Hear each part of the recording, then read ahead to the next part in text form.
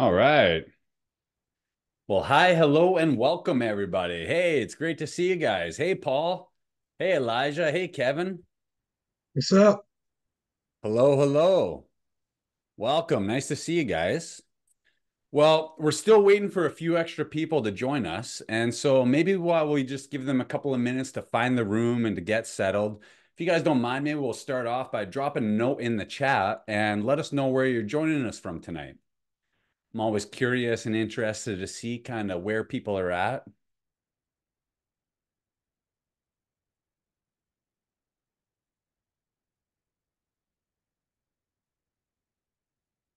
We got Calgary, right on. Beautiful city. I lived there for almost a decade. Awesome. Elijah, re-sparking his interest in Zoom here. Hey, it's been a while. We got North Carolina, Lethbridge. Very cool. Awesome. Right on. Very cool. Well, just a little bit of housekeeping before we get started here, guys. We found over the years the people who have their cameras on and who follow along get more out of this experience, and because of that, they end up getting better results. Okay, so if it's at all possible to turn your cameras on and follow along and participate to the best of your abilities, and you'll be glad that you did. Sound cool? Right on. The other thing I'll mention is that we found that if you got a pen and a paper handy, you're probably going to want to grab that and keep that nearby. Okay. And the reason I say that is because we're going to be covering a fair amount of ground today, and you're probably going to want to take some notes. Okay. A mentor of mine told me a long time ago, he said, if it's worth remembering, it's worth writing down. And that kind of advice has served me well over the years. Okay. So, for those of you who don't know me, my name is Matthew Jacob Jodwin. I'm a certified mentor and a mindset coach, and I've been a certified coach since 2014. So I've been doing this full time for about a decade now, which is a pretty cool little milestone, I'm proud to say. And my job is to help people just like yourself take your thoughts, your goals, and your dreams and turn it into a reality. Okay. I help people create a life with less stress, less fear, less worry, and less frustration. Okay. And I help people create a life with more fun, more freedom, more finances, and more fulfillment. Just out of curiosity, who here would like a life with less stress and less worry? For sure, right? What about a life with more fun or more fulfillment? Maybe a little bit more finances. For sure, right? Very cool. Well, tonight I'm going to show you how you can start to do exactly that. Okay. So, what are we doing here tonight? Okay. Tonight's workshop is titled The Unstoppable Self Image, correct? The Unstoppable Self Image. So, tonight, what we're going to be doing is we're going to be deep diving into our self image, and we're going to be talking about one, what is it? Okay. Two, why it's important. But three, most importantly, how to change it so that you can begin to take massive strides towards your biggest goals. Okay. Now, quick question for you guys. I'd be curious to hear your kind of thoughts on this, but what do you think is the percentage of people who have specific goals? If you had to put a number on it, what would be your best guess or your best estimate? Drop it in the chat and let me know. Paul says less than 5%. What do you guys think? What percentage of people do you think have specific goals in life?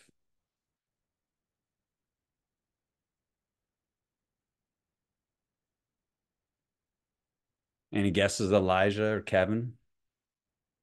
Elijah says 99.9. Okay. Kevin says maybe 20. Okay. Yeah. Interesting. Yeah.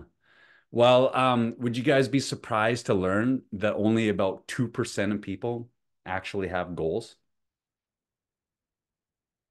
It's shocking, but it's true. Okay. Only about 2% of people actually have goals. Okay. Now I have the unique opportunity to talk to all sorts of people about, their different goals and different things that they'd like to accomplish and achieve. And one of the things that I'll ask people is, like, what would you love to see for yourself in the next, say, 6 to 12 months? Okay. And one of the common responses that I get are pretty similar in the sense that I'll often hear things like, well, I'd like to be in a little bit better shape, like to lose a little bit of weight, like to earn a little bit more money, okay? Or maybe be a little bit more financially independent, okay? Or maybe one that I'll hear oftentimes is, well, I just want to be happier, okay? Now, I can understand why people would want to say that, but here's the thing. Those aren't goals. Those are just wants. And everybody wants those kinds of things. You know what I mean? Like, show me a person who doesn't want to be in a little bit better shape and have a little bit more money. You know what I mean? Good luck. Okay. Those aren't goals. Those are just wants. Okay. A goal is something that's entirely different. Okay. A goal is something that's specific. It's something that's tangible. It's a target. It's something that you can aim at and to begin to make progress towards and potentially hit. Okay. Mentor of mine, he said all the time that vague goals produce vague results. Vague goals produce vague results. And the truth is that if you aim at nothing, you'll hit it with amazing accuracy every single time. Okay. And that's true. But a goal, it should be something that's specific. It should be something that you can aim at. Okay. Ideally, there'd be some sort of a number or a metric associated with it too, so that like at a glance, whether or not you're moving closer towards it or further from it. So if you wanted to, earn more money, it's like, well, how much money would you like to earn? Or if you wanted to lose a little bit of weight, it's like, well, how much ideally would you like to weigh? There should be some sort of a number so that or a metric associated with it. Okay. Yeah, ideally, there'd be some sort of a timeline that would be associated with it too. All right. So a target, something to aim at, give us something to specific. Okay. Now, most people are aware of this, but there's actually three main types of goals. Okay. There's actually three main types of goals. Okay. There's A goals, B goals, and C goals. A, B, and C. Okay. Now, an A goal is something that we oftentimes refer to as like a static goal. Okay. A static goal. And what I mean by that is that, like, an example of an A goal might be something like if you've run a 5K or a 5 mile race in the past and you want to do it again this summer. Okay. It might be something that you've already know how to do, maybe even accomplished once in the past. And you just need to replicate the same process. Okay. But it doesn't necessarily require that you learn anything new or develop any new skills or knowledge. You just need to apply yourself and commit to the process, and you know that you could probably do it again. Okay. A B type goal, on the other hand, is what we refer to as a progressive goal. Okay. A progressive goal. And a progressive goal is likely going to require that you learn something new, either a new skill or some new knowledge. Okay. And it's likely to challenge you. There's going to be some growth required in the process. But if you think about it, you probably, say to yourself, well, if I just accomplished, this, and this, and it was a perfect storm and everything kind of came together all at the right time, I figure I could probably achieve this. Okay. So you could envision how you might be able to accomplish such a goal. Okay. That's a B type goal. And there's nothing wrong with B type goals. But I'll tell you, the beauty and the magic lies in what we call C type goals or worthy goals. Okay. And these C type goals, they're the kinds of goals that sound completely unrealistic the first time that you hear them. Okay. I think that the best goals are the ones that sound completely illogical and completely unrealistic when you first think of them. In fact, even just those words, realistic and logical, I've come to despise those words. And the reason I say that is because oftentimes people will say, well, I'd love to do this, that, or the other thing, but, I got to be realistic. And what I've learned is that people, more often than not, use terms like logical or realistic to justify their own self imposed limitations and allow themselves to continue to play small. Okay. And what I've found, and I actually have a sign on my wall. I had a client that made this for me, and I have a sign that's sitting here right over on my wall. I look at it every day. And the sign says, forget logical, be legendary. Okay. And the reason I have this sign is because it's just a little reminder, not only to me, but to the clients that I work with, to dream big and give myself permission to think and dream and be quote unquote illogical. One of the things that I've learned intimately over the years is that most people, if they set a goal, okay, their goal reflects their current circumstance with just a small improvement.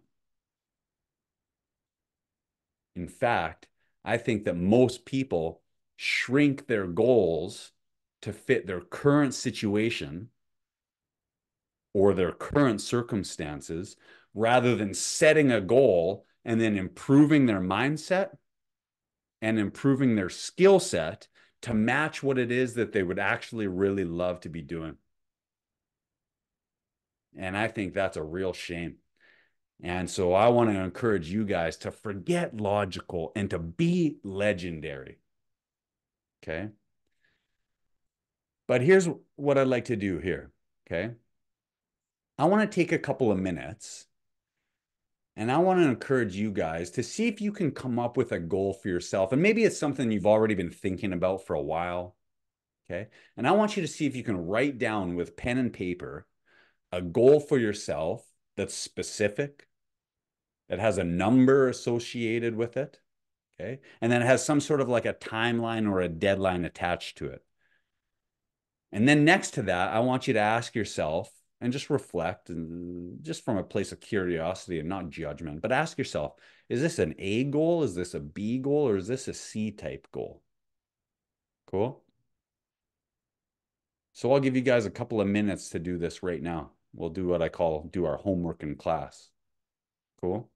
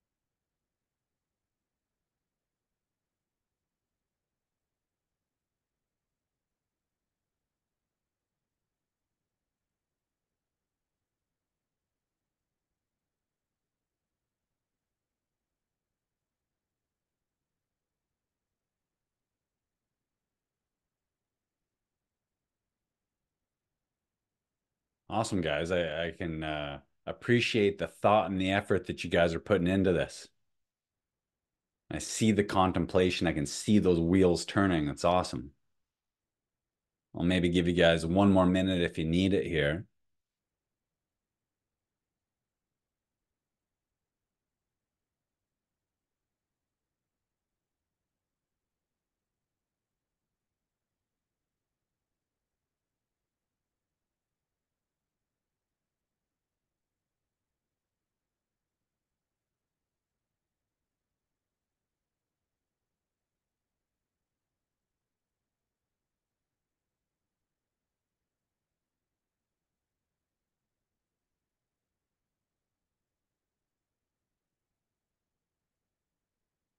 All right.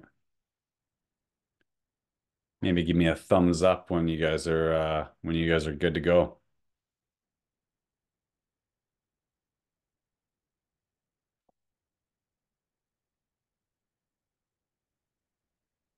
All right, cool. Beautiful. Well, just by a quick show of hands here, who was all able to come up with an idea or write down a goal with pen and paper? Everybody? Okay, right on. Well, hey, I just want to pause there for a moment and say congratulations and welcome to the 2% club, guys. Like I said, only 2% of people actually take time to sit and write down a goal with pen and paper. It's a very small and elite group. Okay. So welcome and congratulations. That's pretty cool. Now, anybody care to share kind of what they were able to come up with as far as a goal? Maybe even just unmute yourself, Paul. It looks like you're going for the keyboard there. Feel free to unmute yourself and chime in. Love to hear from you. I'm in a very noisy place, so I want to type it. That's okay. Sure. Yeah.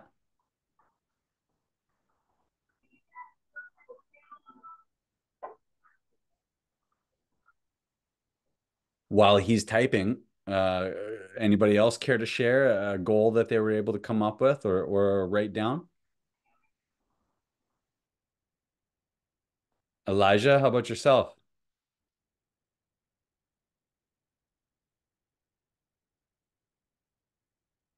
So Paul says his goal is to place in the top. Let's see. To place in the top three finalists of a physique competition of 50 plus this December. Awesome. Right on. Very cool, Paul. I like it. Good for you. And Elijah says to get through architecture school. Okay, cool. So, Paul, out of curiosity, if you had to say whether your goal was an A goal, a B goal, or a C goal, what category do you think that that falls under for you? That's a huge C goal for you, hey? Okay, awesome. Right on. Very cool. I like it. Elijah, how about yourself? You said your goal was to get through architecture school after getting an engineering degree. Is that right? Now, let me ask you, when it comes to that, do you feel like that's a goal, a B goal, or a C goal for yourself?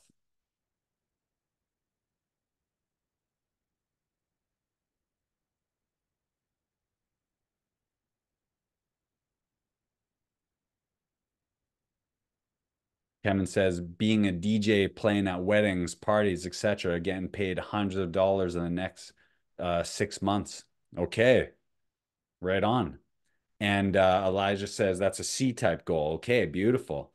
And Kevin, how about yourself? A goal, B goal, or C goal there, my friend? C goal all the way. All right. Okay. Very cool, guys. Awesome. Very cool. All right. Well, as human beings, okay, we all have what are known as six faculties of the mind, okay, or six higher functions of the mind, okay. We have our will, our intuition, our perception, our reasoning mind, our imagination, and our memory. Okay. Those are what are known as the six higher functions of the mind. Okay. It's predominantly what sets us apart from all the other living creatures on the planet. Okay. That and our opposable thumbs, but mostly our mind. Okay. Mostly our mind. Now, as far as we're aware, we're the only creature that possesses all six. Okay. Now, let me ask you, Kevin, are you aware that you have an imagination? Yeah. Okay. Elijah, are you aware that you have an imagination? Yep. Yeah. Get that a lot. Yeah, you are. Okay, cool. And Paul, how about yourself? You know that you have an imagination, do you? It's scary. Yeah, it's scary. Okay. Right. Well, here's the thing is that our six higher functions are incredibly powerful tools. Okay. Now, just like any tool, okay, our imagination can be used positively and constructively or negatively and destructively. Am I right? It's just like a hammer. Okay. A hammer can be used to build or it can be used to destroy. Okay. And if you guys are anything like me, and sometimes my mind and my imagination can go way off on a tangent, you know what I mean? And if I allow my mind and my imagination, unchecked, it can lead me to some pretty dark and dangerous places. Am I right? But let me ask you, Kevin, if you're aware that you have an imagination, what do you think? What's the purpose of an imagination? I think to create something beautiful. Okay, to create something beautiful. Yeah. Yeah, I like it. Thanks, Kevin. Elijah, how about yourself? What do you think is the purpose of an imagination? To give you a motivation mindset and discipline, sort of. Okay. Yeah, cool. I like it. Right on. Paul, anything else come to mind for you? What's the purpose of an imagination? It takes what was not and makes it happen to be. Say that one more time. It takes what was not and turns it into what can be. Okay, beautiful. I like that. Right. Yeah. Take something that was not and turn it into something that could be. Yeah, for sure. 100%. Kind of going back to what Kevin was saying, a lot of times when I'll ask people, like, what's the purpose of an imagination? People will say, well, like to create. And a lot of times people think that, it's either like something like for child's play, either like playing make believe or maybe creating art or creating music or using their imagination and to create things of beauty. And that's not wrong. I totally agree with that. Okay. But I would argue that one of the best things that we can use our imagination to create is ourself. Okay. Now, I want to share with you guys a question that fundamentally changed the direction of my life. Okay. And I want to give this to you guys today. But before I do that, I want to share a short little story here. You guys up for that? Okay. So this is going back a number of years ago. Okay. When I was transitioning from being a gym owner, where I owned and operated a brick and mortar business, where I worked as a personal trainer and a mindset coach. And I was transitioning my business online to work exclusively on personal development and mindset coaching. Okay.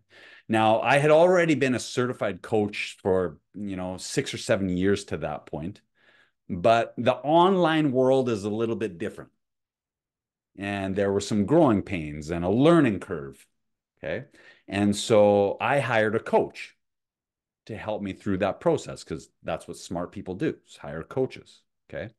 And at the time, I had some really great clients. Okay. I had a handful. It was a small group, but some really great clients. And some were not all that dissimilar from you guys, seem to be. Okay. They were easygoing, laid back, down to earth, and easy to get along with. Okay. And I had one client in particular who would show up occasionally on my coaching calls wearing a muscle shirt. Okay. Just coming from the gym, he'd show up, showing off some skin and that sort of thing. And so occasionally when I was meeting with this guy, I'd show up wearing a muscle shirt too. Okay. And I thought, well, he's going to be wearing a muscle shirt. What's the difference is it going to make? He's probably not going to care. Okay. And it was about that time that I had a conversation with my coach. My coach asked me a question. He said, okay, he says, what's your goal, Matt? What's your goal? My goal at the time was to be earning $15,000 a month, okay, working as a successful online business coach, doing personal development and mindset coaching. Okay. Now, whether or not 15 grand a month is big or small, it doesn't matter. It's money's all relative. Am I right? And he asked me to do a little exercise here. And he asked me to close my eyes and use my mind and my imagination. And he asked me this question. He said, who's the man that's accomplishing your goal right now? Okay. So I closed my eyes and I asked myself, who's the man that's accomplishing my goal right now? Okay. And the first thing that came to mind was, well, this guy sure as shit isn't showing up wearing a muscle shirt on his coaching calls. I'll tell you that much. Okay. And I decided right then and there that I was never going to show up on a coaching call like that ever again. Okay. Now he said, okay, that's great. That's a good start. What else? And I said, okay, well, chances are this guy, he's probably put himself together. Because at the time, sometimes I'd rush into a call and, my hair was kind of all over the place. And so I'll just throw on a newsboy hat, one of those paper boy hats sort of thing. They're kind of stylish. They're kind of cool. And I thought I'd get away with that. Sometimes I'd have a plan prepared. I'd have some notes organized and a direction for the conversation in our call. But other times I'd just kind of hop on a call and I'd see where the conversation took us. And I'd lend some insight and some awarenesses and share some wisdom. Okay. But I thought, you know what? This guy, he's probably got some call notes prepared. He's got a plan and a direction for where we're going. Okay. I thought, you know what else this guy's doing? He's probably got a new computer. Because at the time, I had this crappy piece of junk that, I had since my university days. And sometimes it froze and I really struggled. And it was a bit of a distraction on our calls. And I thought, okay, well, what else? What else? I'm on a roll here. And I thought, well, you know what? He's probably doing some of these like free coaching calls. He's probably doing some of these like free seminars and reaching out and being of service to people and putting on workshops. Okay. And so I started to create this image or this idea in my mind of who's this ideal version of Matt Goal Achieved and what's he doing? How does he operate? What's he thinking? How does he behave? How is he showing up? And writing it down with pen and paper. Okay. Now, what I want to encourage you guys to do here is to take a moment and ask yourself, who's the man that's accomplishing my goal right now? Okay. How does he dress? How does he act? How is he showing up? What time does he wake up? What time is he going to bed? Who does he hang out with? Okay. Who is he not hanging out with? How does he spend his evenings? How does he spend his weekends? What's he reading? What's he watching? What's he listening to? What kind of tools does he have? What kind of resources is he tapping into? Okay. And really start to get to know this ideal version of Paul Goal Achieved. Use your mind and your imagination for what its intended purpose is and get to know this ideal version of Kevin Goal Achieved or Elijah Goal Achieved. Okay. So I'll give you guys a minute right now to see if you can identify a couple of things that this person does.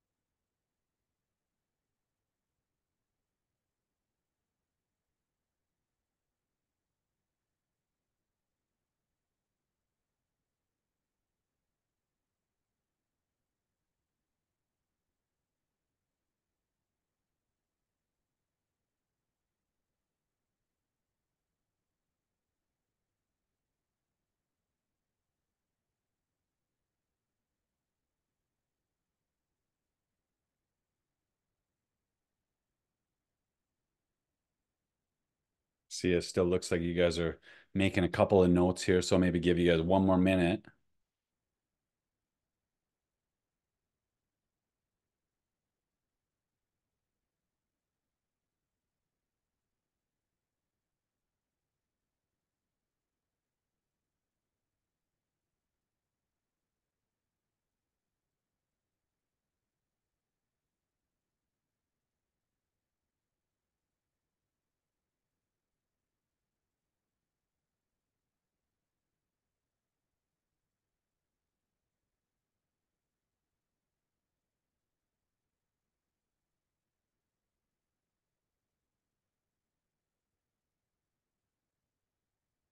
All right, looks like Elijah's done.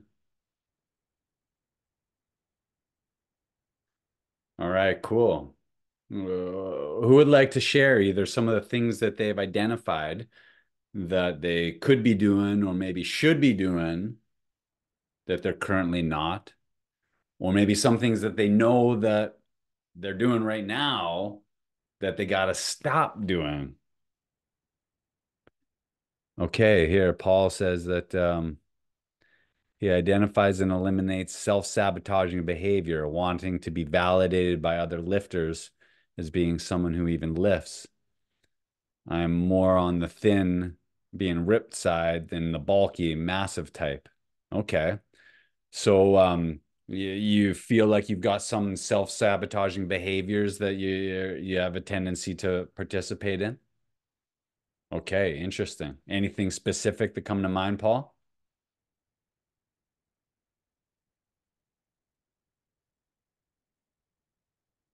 Using Instagram for validation. Wow, don't we all, hey? Am I right? Yeah. Okay, cool. Right on, Paul. I like it. I like it. Awesome. Anything else, Paul?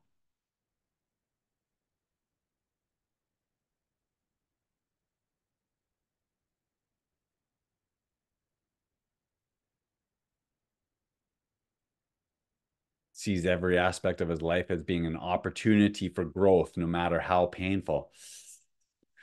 Yeah, wise words. Easier said than done sometimes, though. Am I right? Yeah, for sure. Yeah. Elijah, how about yourself? And thanks, Paul. I appreciate you sharing, man.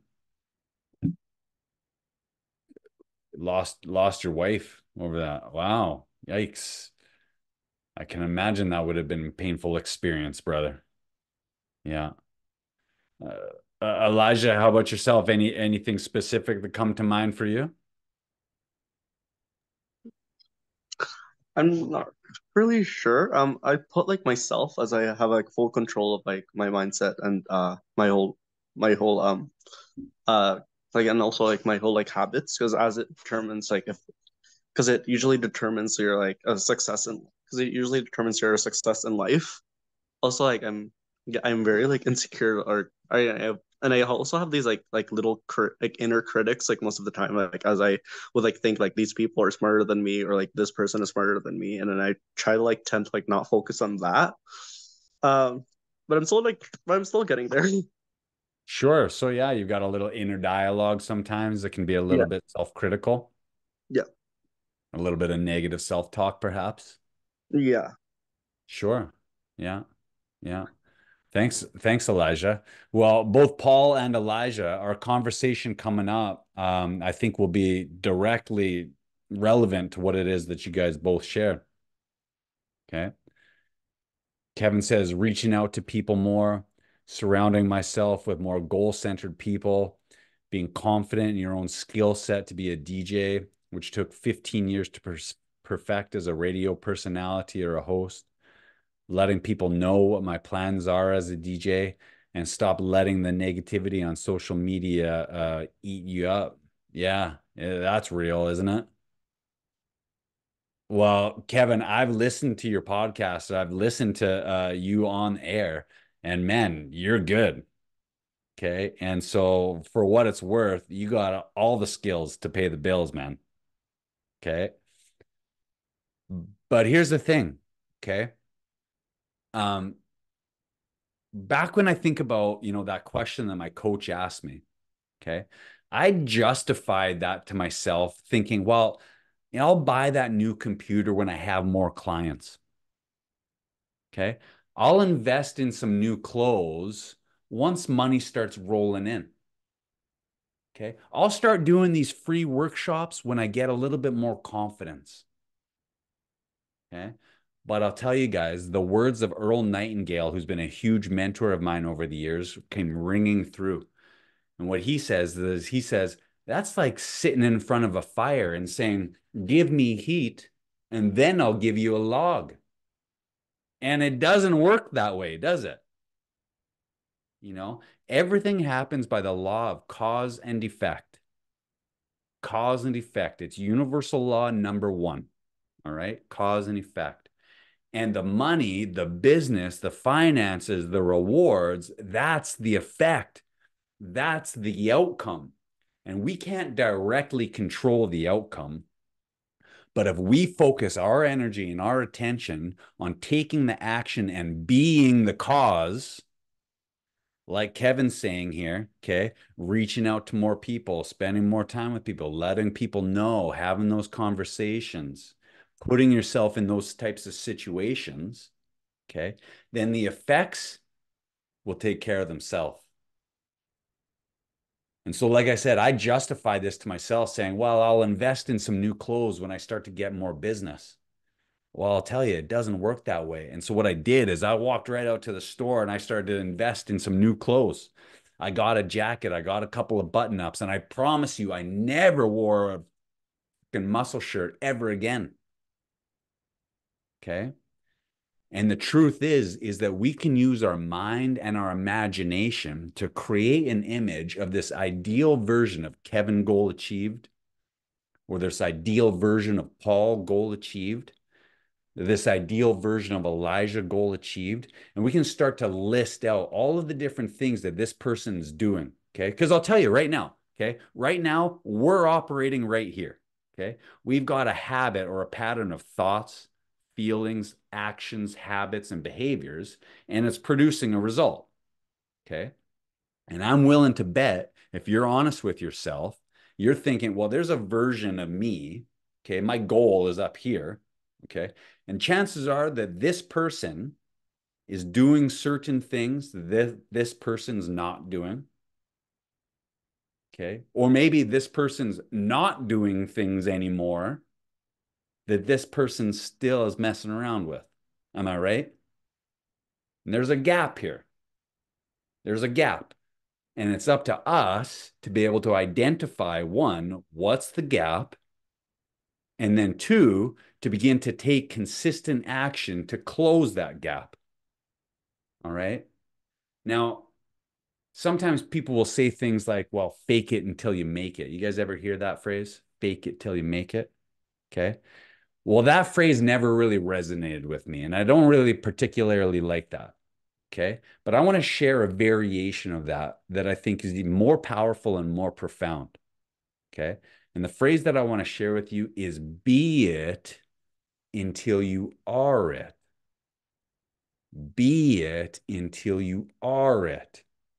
Okay. And what I mean by that is like when I first had this conversation with my coach, you know, and I realized that, man, I got to start putting a little bit more effort into myself and showing up as the kind of version of the coach that I want to be. I got to see myself as that if I ever expect other people to see me that way. Okay. I thought, well, I'm going to throw on a blazer, a suit jacket. Okay. And I'll tell you, the first couple of times I did that, it felt very awkward. It felt very uncomfortable. And there was a part of me that felt, wow, this isn't who I am. Okay. But over time, that became more natural. It became more normal. And it just became a part of what I did and how I operated and who I was. Okay. I want you guys to write this down. Be, do, have. Be, do, have. Three very simple words. Okay. Be, do, have. And what I mean by that is that first, we need to become the type of person that's capable of achieving our goal. even if it's just in our mind and just in our imagination, okay, then it's up to us to begin to do the things that are required or do the things that that person does way before we can ever expect to have the goals that that person has achieved. Okay, be, do, have. Mike Tyson is actually, a pretty smart guy, whether you love him or hate him. Okay. He's actually a pretty smart guy for somebody who gets punched in the head for a living. Okay. He's a bit of he's a warrior for sure, but he's also a philosopher. And he studied a lot of the greats. Okay. And he has a quote that I really like. And he says that everybody wants to be the champ.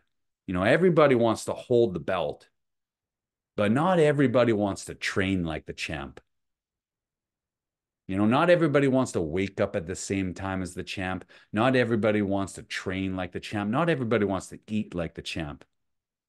But the truth is, you got to be that person, even if it's just in your mind and your imagination. You got to begin to see yourself as that person, and you got to begin to do the things that that person would do way before you ever get the rewards. And the reason is because behavior comes way before success. Behavior comes way before success.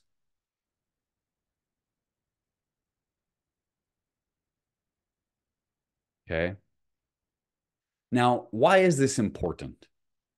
Okay. We're talking about our self-image here. What's the relevance? Well, let's bring it home. All right. Now, sometimes I'll ask people like, Kevin, you're aware that you have a human mind. Am I right? Yeah. Paul, you know that you have a mind, do you? Elijah, you have a mind, hey? Yeah, for sure. Sometimes I'll ask people that and I'll get some funny looks, or sometimes people will laugh at me. Okay. Yeah, Corey, what kind of joker is this? For sure. But then I'll follow it up with another question and I'll say, well, how much do you know about your mind? And that's when people, I can see the wheels turning and they're like, actually, you know what? I don't think I actually know all that much about my mind. And I think this is absolutely fascinating.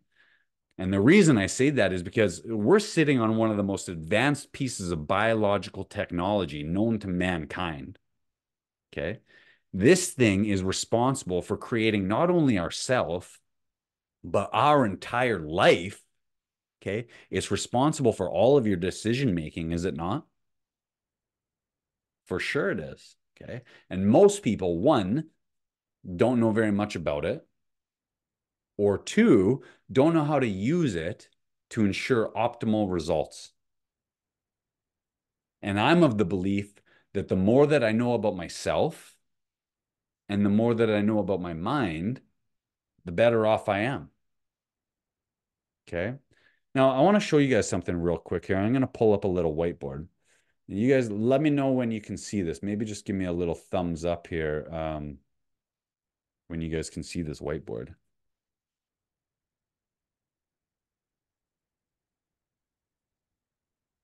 Can you guys see this okay? Yeah, okay, beautiful. So this is a diagram called the stickman, okay, for obvious reasons. Now, this diagram is meant to represent two things, okay? Number one, it's meant to represent the human mind, okay? Number two, it's meant to represent how thought energy moves through a human being, okay? Now, why is that important? Well, I don't know if it's ever occurred to you, but thought is actually a form of energy, okay? And all energy operates according to law, meaning that once you understand how it works, it's very predictable. Okay, it's just like electricity. Okay, once you understand how electricity works, you can begin to harness it and use it and direct it towards a specific purpose. Am I right? Thought is no different. Okay, so this diagram is meant to represent the human mind and how thought energy moves through a human being. Okay. Now, psychology tells us that the human mind consists of two parts. And you guys are probably familiar with these terms here, but we have our conscious mind, okay? and we also have our subconscious mind, correct? Right. Now, our conscious mind is oftentimes referred to as our thinking mind, okay, our logical mind, or our educated mind, okay? This is the part of our mind that we go to school for, that we read books about, that we listen to podcasts for, and that we fill with all kinds of facts and figures and data and information, okay? Your subconscious mind, on the other hand, is oftentimes referred to as your feeling mind or your emotional mind, okay? You guys with me so far? Okay. Now, just a real basic psychological premise here, gentlemen, okay? Your thoughts have a tendency to control our emotions, okay? And that's why when you have a happy thought, you typically have a corresponding happy emotion. Am I right? Okay. Well, your emotions, they have a tendency to influence the actions that we take, or in some cases don't take, okay? And then depending upon those actions that you're taking or not taking, it's going to produce a result in your life. Can you guys see that? Okay. So it stands to reason that if you want a different result in your life, Paul, whether it's your fitness or your physique, okay, or whether it's your finances or your career, okay, if you want a different result in your life, you really only have to go back and do one thing. And you go back to the source and you change your thoughts, and it has this domino effect. And what happens is those new thoughts, okay, change your emotional state, which inspires you to take different actions. And based on those different actions, it's going to produce a different result in life. Okay. It's the law of cause and effect. Okay. Maybe you've heard that phrase, when you change your thoughts, you change your life. Have you guys ever heard that before? Okay. Well, it's true. And this is why it's true. Okay. The challenge here, though, guys, and this is where it gets interesting, is that there's some debate as to how many thoughts the average person has in a day. Okay. But most people would agree that it's somewhere around the 60 to 70,000 thought mark. Okay. Somewhere around 60 to 70,000 thoughts per day. Okay. Sounds like a lot, eh? Okay. Sounds like a lot until you realize that of those 60 to 70,000 thoughts, about 95% of them are typically repetitive, meaning that most of the thoughts that you have today are also the same thoughts that you had yesterday and the day before that and the day before that and the day before that. And the truth is, we have a habit of thinking or a pattern of thought. Okay. And let me tell you, if you think for a second that your life has anything to do with the thoughts that you think, your future is not going to look a whole lot different than your present, unless what? Unless you start thinking different thoughts. Am I right? Okay. Well, I'll continue here. Okay. Of those 60 to 70,000 thoughts, about 80% of them are typically negative. Now, this might vary a little bit depending on, from person to person, but, if you're real honest with yourself, I bet you, most people would agree that a lot of our habit or pattern of thinking, is either thoughts of worry or doubt, fear, lack, limitation, loss, what ifs, worst case scenarios, complaining or criticizing either other people or circumstances, situations, or like Elijah was saying, maybe even ourselves. Now get this. Of those 60 to 70,000 thoughts, okay, about 95% of them are typically unconscious. What do I mean by that? Well, what I mean is that most people aren't even aware of what it is that they're thinking most of the day. just kind of going about our day, doing our thing, largely on autopilot. You know what I mean? Now, sometimes people will say things like, well, when I know better, I do better. You guys ever hear that phrase? When I know better, I do better. Okay. Or knowledge is power. In the university I went to, I had a professor that used to say that. I thought that was so badass. Knowledge is power. Okay. But the truth is, and I bet you Paul knows this already, I can tell by the look on his face, that knowledge is only potential power. Knowledge is only powerful once it's applied. And the truth is, there's usually a very big difference between what people know and what people do. Am I right? I mean, most people know that, hey, you'll have more energy, you'll feel better, you'll be fit, you'll be healthier if you exercise. But look around, that's not what most people do, is it? No. Maybe Paul here, but not most people. Okay. Now, you guys want to know why that is? If you like, I'll share a little secret with you here. Okay. The answer is actually real simple, but there's a very simple reason as to why that is. And the truth is that we're not logical creatures. Now, don't get me wrong. We love to think that we're logical. We love to believe that there's a reason why we do everything. Okay. But you can check this out afterwards. Okay. You can do your homework. You can look this up. This is true. That our conscious thinking mind, our logical mind, is really only responsible for about 5% of our behavior. Some people think it's even less. Approximately 5% of our behavior is controlled by our conscious thinking, logical, rational mind. And the truth is that the vast majority of our behavior is actually controlled by our subconscious mind. Isn't that fascinating? Kind of scary when you really think about it, isn't it? But it's true. Okay. And here, actually, even just this little awareness here will blow your mind. Okay. And that's that most people, okay, we do not act or behave logically. We act emotionally 95 to 98% of the time based on how we're feeling in the moment.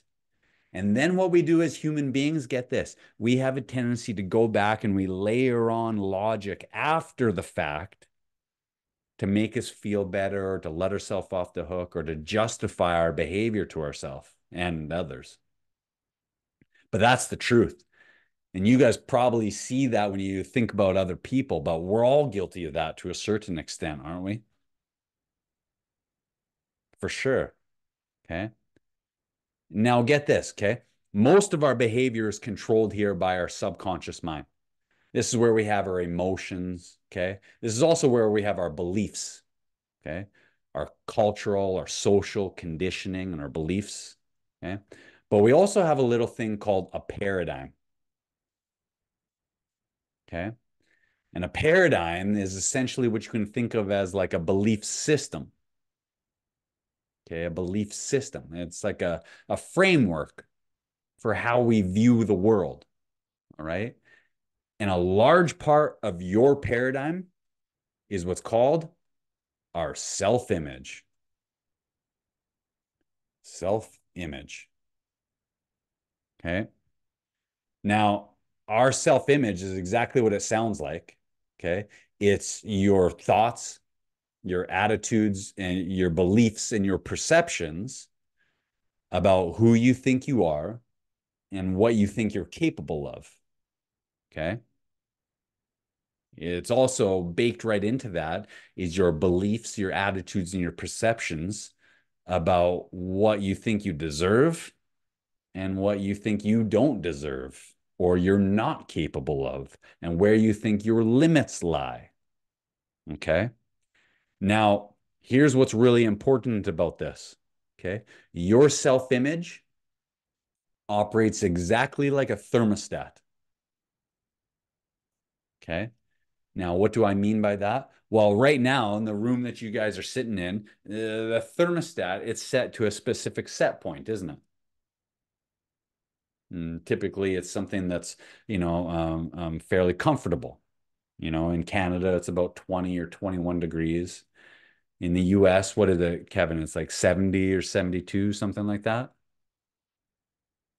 Something like that. Yeah. Okay. Now, here's the thing. The temperature of the room itself, it might fluctuate a little bit up and down depending on whether the doors are open or closed and what's happening outside. Okay. But that thermostat works around the clock to ensure that the temperature of the room stays kind of within this kind of band of comfort. Am I right? Right. Well, your self-image operates exactly the same way in the sense that your results in life might fluctuate a little bit up and down depending upon kind of what's happening around you in the market and economy and things like that. Okay. But your self-image operates around the clock and behind the scenes in your subconscious mind to ensure that you stay right here in your band of comfort, AKA your comfort zone. Okay. Now, your self-image is formed by a number of specific factors. Okay. 4 specifically. Okay. First is your genetics. And it's easy to see how something like your height or your gender or your skin color and eye color would inform your attitudes and perceptions about who you think you are. Okay. Is that fair? Yeah. The second thing is also your environment, where you grow up, who you're spending time with. Okay. What kinds of things you're exposed to at a young age. It's easy to say that, somebody who grows up in, the Upper West End of Manhattan, their worldview is probably going to be very different than somebody who, was born and raised in Cambodia or something like that. Am I right? For sure. Okay. The third thing that informs our self-image is the activities that we participate in. Okay, the activities, the things that we do. How often do, you go to a social function, you go to a social gathering, and it's like, what's the second question that people ask you after, what's your name? What do you do? Right. And so oftentimes our occupation isn't just what we do, but it's a part of our identity. It's something that we've internalized. It's how we see ourselves. But it could also be activities like running. When people talk about, going to the gym, Paul, or like exercising, people describe themselves, well, I'm a runner. You know what I mean? It's not just what they do, it's a part of their identity. They've internalized that now. And then the fourth thing that creates your self-image or informs your self-image are the words that you use to describe yourself when you're talking to yourself and about yourself. Okay, so talking about Elijah here in that self-talk. And the words that other people use when they're talking to you and about you. And whether we like to admit it or not, like Paul was saying, like, and Kevin, the words that people use when they're talking to us can either be very damaging, very hurtful, or very helpful, can't it? When I was growing up, people would say things like, well, sticks and stones will break my bones, but words will never hurt me. That's the biggest load of BS I ever heard in my life. Because the truth is, words are powerful. Okay. There's real power and there's creative power in it. And there's also destructive power if we're not careful. Okay. Now, what I'm getting at here, okay, and we started this conversation talking about our self-image, is that unless we change this self-image, okay, unless we create what's known as a paradigm shift, we will always unconsciously self-sabotage. There you go, Paul, and revert back to old patterns and old habits. and continue to ensure that we go on to produce the same old result. And what's required is that we change the way that we see ourselves, even if it's just in our own mind, but change our thoughts, our attitudes, our beliefs, and our perceptions about who we think we are and what we think we deserve in order to create a different result on the outside. And unless we change our self-image and unless we create what's known as a paradigm shift, we will always, I repeat, always unconsciously self-sabotage and revert back to old patterns and old habits and continue to produce the same old result. And the reason is really simple. Okay. The reason stems back to this idea of our identity or our self-image. Okay. And our identity is actually one of the strongest forces in human nature. One of the strongest forces in human nature is this desire to remain consistent with who we believe ourselves to be. Okay. Now get this. Sometimes it's not who you think you are that's holding you back. Sometimes it's who you think you're not. You know, that's not me. Or I've never done that. Or I don't know how. You know, they say that the 6 most dangerous words in business are, well, that's just how we do things. That's what Blockbuster used to say. And we'll remember, well, what happened to them? You know? Okay. But the same is true for us.